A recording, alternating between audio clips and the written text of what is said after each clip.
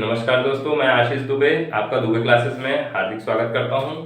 हम जैसा कि देख रहे हैं कि घड़ी जो है रीजनिंग का एक महत्वपूर्ण टॉपिक है। इससे कॉम्पिटिटिव एग्जाम में कम से कम 1 से 2 क्वेश्चन रहते ही रहते हैं। और इसको हम पढ़ने से पहले मैं इसको आपको बता दूं, 4 इसमें मेन टॉपिक होते हैं। 4 टॉपिक अपन इसमें कवर करेंगे टोटल। तो और यह मैं बहुत अच्छे तरीके से बताने वाला हूं, जिससे आपको किसी दूसरे वीडियो में जाने की जरूरत नहीं पड़ेगी। इसमें ही आपका पूरे डाउट जो है क्लियर हो जाएंगे। तो सबसे पहले मैं चालू करता हूं अपने घड़ी के टॉपिक को। तो इसमें सबसे पहला क्वेश्चन बनता है या दर्पण। तो दर्पण में प्रतिबिंब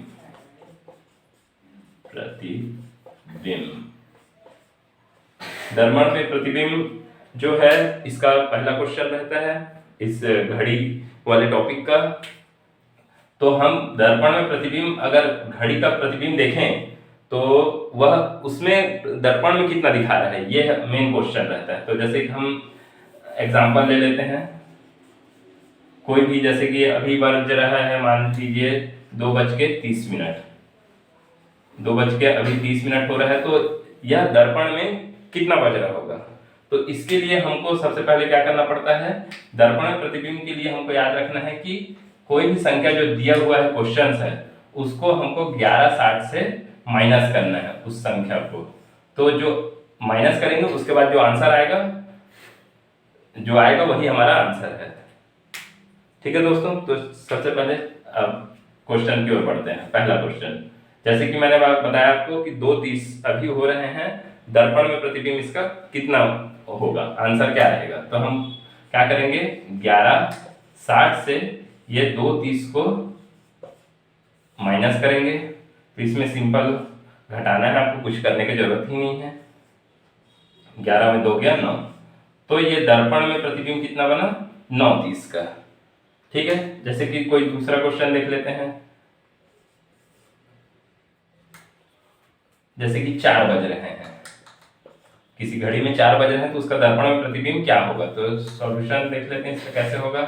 तो 1160 से हमको क्या करना है, ये 4 बजे को माइनस करना है। तो ये 60 और ये 11 में 4 गया 7। तो 7:60 बोल सकते हैं, या इसी को हम 8 बजे बोल सकते हैं। ये दोनों ही सही हैं, ये भी और ये भी।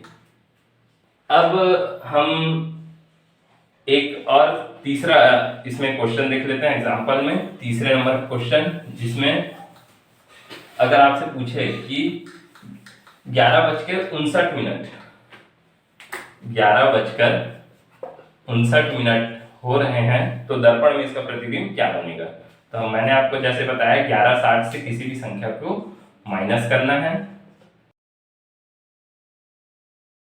तो ये कितना आ जाएगा, 0 1 और ये 0 0।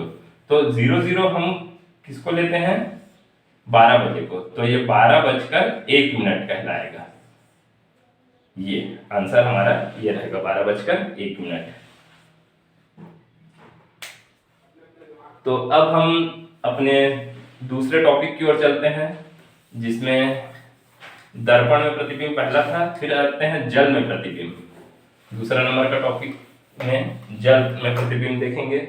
जल में प्रतिबिंब कैसे बनता है, ये जल में प्रतिबिंब के लिए हमको 18:30 से, किसी भी संख्या को 18:30 से घटाना है, फिर जो आएगा वह हमारा आंसर होगा। तो पहला एग्जांपल देख लेते हैं किसी भी संख्या में। तो एग्जांपल 7:20। अगर घड़ी में 7:20 हो रहा है, तो उसका जल में प्रतिबिंब क्या बनेगा, कितना समय रहेगा। तो 18:30 को हमको क्या करना है, माइनस करना है किसी भी संख्या में 7:20 पर। तो कितना आ जाएगा दोस्तों, 0 1 8 में 7 गया 1 और ये 1। तो 11:10 ये क्या आ जाएगा, हमारा आंसर हो जाएगा। अब इसी में दूसरा क्वेश्चन देख लेते हैं, जो कि ये पहला क्वेश्चन था। अब दूसरे क्वेश्चन की ओर बढ़ते हैं। जैसे कि 4:35 हो रहे हैं, किसी भी घड़ी में 4:35 हो रहे हैं, तो उसका जल में प्रतिबिंब कितना बनेगा। तो मैंने आपको बताया था कि 18:30 को क्या करते हैं, माइनस करते हैं किसी भी संख्या से जो दिया हुआ संख्या है। अब इसमें घटाएं कैसे, यह तो छोटा है और ये बड़ा है नीचे वाला, तो इसमें हम क्या करेंगे, एक इसको उधार देंगे। तो उधार देंगे तो ये किस में है, ये घंटे में है, और ये किस में है, ये मिनट में है। ये घंटे में है और ये मिनट में है, तो हम यहां से इनको 1 घंटा दे रहे हैं, तो ये इसमें क्या हो जाएगा, 60 मिनट जुड़ जाएगा। तो अब ये हमारा क्या हो जाएगा, अब ये हमारा हो जाएगा 1790 हो जाएगा, क्योंकि हम यहां से इनको 60 दिए, 1 घंटा दिए, मतलब 60 मिनट दिए। अब फिर से घटाएं इसको, 4:35। अब ये जो आएगा हमारा आंसर हो जाएगा।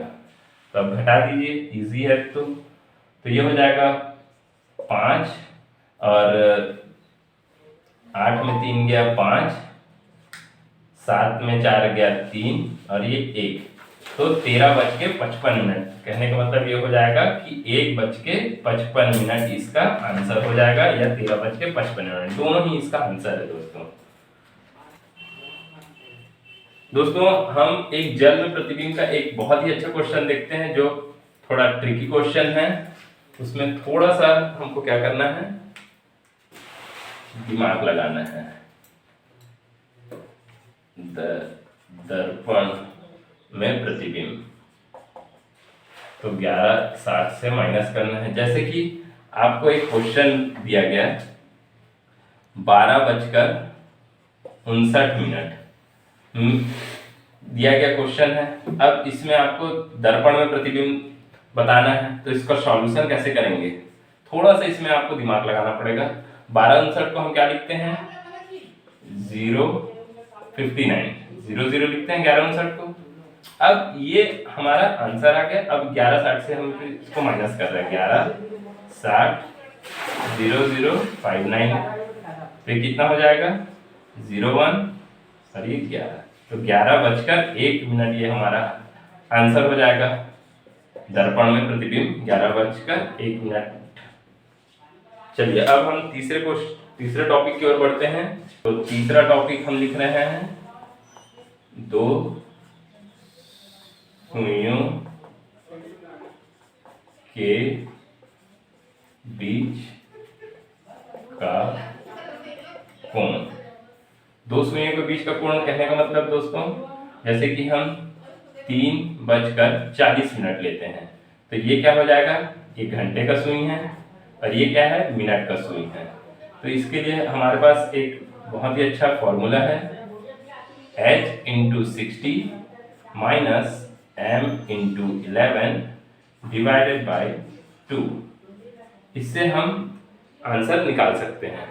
तो देखते हैं, इसी क्वेश्चन को ही सॉल्व करके देख लेते हैं। यहाँ पे क्या आ रहा है, तो h घंटा कितना दिया है हमारा, 3 × 60 माइनस का माइनस, m मिनट कितना दिया है, 40 × 11 डिवाइडेड बाय 2। 60, ये कितना हो जाएगा, 180 माइनस 11 × 44 डिवाइडेड बाय 2। 440 में 180 को अपन घटाते हैं तो कितना आता है, 180 को घटाए तो ये 0, 14 में 8 गया 6 और 3 में 1 गया 2, 260 डिवाइडेड बाय 2। और ये माइनस को कंसीडर हमको नहीं करना है दोस्तों। अब इसमें कितना आ जाएगा, 130, तो ये क्या हो जाएगा, 130 डिग्री इसका क्या हो जाएगा, आंसर हो जाएगा। 3:40 पर कितने अंश का कोण बनना है, 130 अंश का कोण बनेगा। अपन दूसरे क्वेश्चन की ओर आते हैं। उस क्वेश्चंस में फॉर्मूला यही रहेगा, सब में फॉर्मूला 2 सुइयों के बीच के कोण में यही फॉर्मूला हमको यूज करना है। दूसरा क्वेश्चन लेते हैं। इसमें दूसरा क्वेश्चन है 3 बजे। 3 बजे में कितना देख लेते हैं, 3 को यहाँ कर दिए 3, 60 माइनस 0 इंटू 11 डिवाइडेड बाई 2, तो ये कितना हो जाएगा 180 माइनस 0 डिवाइडेड बाई 2, तो ये हो जाएगा 180 डिवाइडेड बाई 2, ये हो जाएगा 90। तो ये इसका क्या हो जाएगा 3 बजे 90 अंश का कोण बनेगा। अब इसी के साथ हम एक आध और क्वेश्चंस ले लेते हैं एग्जांपल, जिससे आपका पूरा डाउट क्लियर हो सके। जैसे कि हम लेते हैं 8 बजे, 8 बजे दो सुइयों के बीच कितने अंश का कोण बनेगा। तो सेम फॉर्मूला में ही हमको पुट करना है। h कितना बताया मैंने 8 इंटू 60 करना है, माइनस m 0 है, इंटू 11 डिवाइडेड बाई 2, 8 छक्के 48 डिवाइडेड बाई 2, क्योंकि यहाँ तो 0 हो जाएगा, इसलिए अब इसको 2 से डिवाइड कर देंगे तो कितना आ जाएगा 240, ये क्या हो जाएगा डिग्री, ये हो जाएगा आंसर। क्योंकि 240 डिग्री इसलिए आया है दोस्तों, क्योंकि जो हमारा घड़ी होता है, घड़ी जो होता है गोल होता है, और ये जो है 360 डिग्री होता है टोटल, जैसे कि आपको पता होगा, इसलिए हमारा आंसर 240 डिग्री आया है। तो हमको घबराना नहीं है कि 240 डिग्री कैसे आ गया है, वो इसके अकॉर्डिंग आता है 240 डिग्री।